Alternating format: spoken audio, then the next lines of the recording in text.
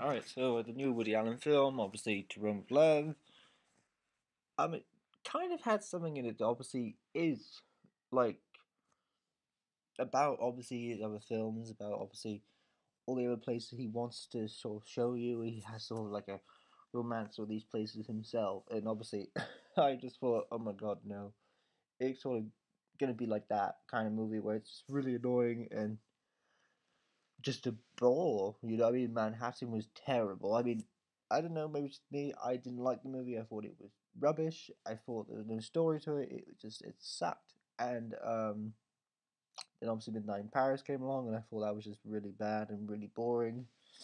Didn't have anything interesting in it. Just was just boring.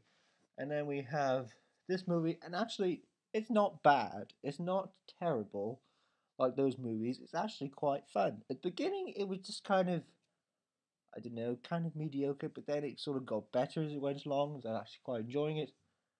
There are some things wrong with it, though, I have to say.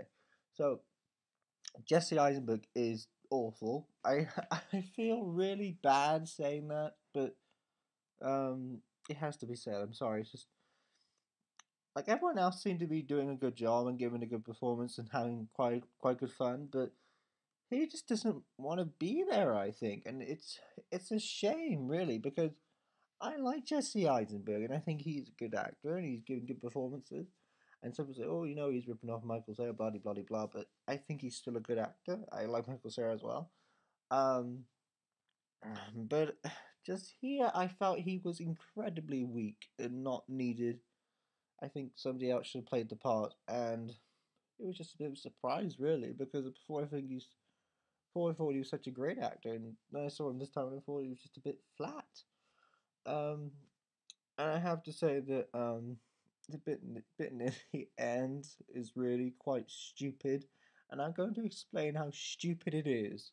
This guy realized that this woman who obviously who's got lost and is in love with another man, or starting to fall in love with another man, and she knows she can't because she's actually got a husband who she's supposed to, obviously be with in that whole thing.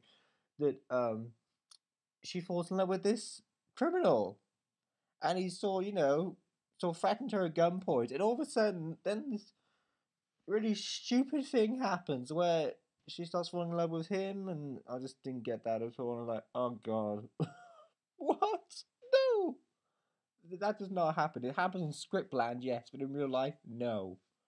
And I'm sorry, it was just incredibly stupid, and I can't believe that bit was happening. Watching the film.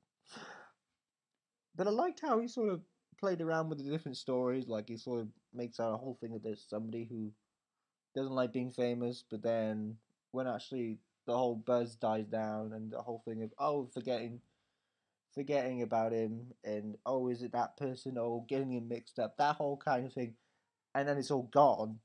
That's actually quite interesting, and then he's trying to get attention, but he he sort of misses it, and that was quite interesting, I thought. um And I thought Ellen Page sort of there was a thing going on there where she was sort of saying, "Oh, I've got to go off filming," and Jesse Eisenberg's just been kind of horrible, saying that he doesn't want to be with Ellen Page. Well, because it's a double thing of he's been horrible. Actually, you think about it, because then I'm spoiling the movie, but I don't imagine most people are going to watch this movie. I mean, we're going to watch the movie for my review, so I can say whatever I want. Anyway, so but then she said she's going to go off filming for 5 months around the world, and then obviously Jesse Eisenberg is sort of betraying his other girlfriend because he's fallen in love with Ellen Page behind her back, and then he's decided actually at the last minute to sort of dump Ellen Page and leave her alone, and then just stick with his other girlfriend. I was like, oh my god, how dare you! But I did feel that there was quite a bit of good humor in this, and I felt like there was like stuff that was rather amusing, and it still got a bit of Woody Allen sort of flair in there that, before I did find really annoying. I did really hate Manhattan, did really dislike Vicky Cristina Barcelona, and I really didn't like was it not Made in Manhattan, Midnight in Paris. But I have to say that he is starting to warm up to me because I have obviously watched a couple of his films, and I have quite enjoyed them. And this one I did quite enjoy. At the beginning, it was sort of like, oh, I'm not sure, but then it got better, and it got so much better. And it's about like a 6.2, but I did enjoy myself. It's just a bit near the end, it just kind of dragged it down a little bit. Would have been like 6.7, so like 3.5, But um, yeah. Anyway, so I mean, there was a bit that made me laugh where there's this guy, he can only sing really good in the shower. So then Woody Allen's sort of persistent to sort of get this thing done, look at this guy into like singing. But the only way he can do it is he sings in the shower. So then they bring along this actual shower with working water during a play. And then he just starts singing where he's scrubbing himself naked.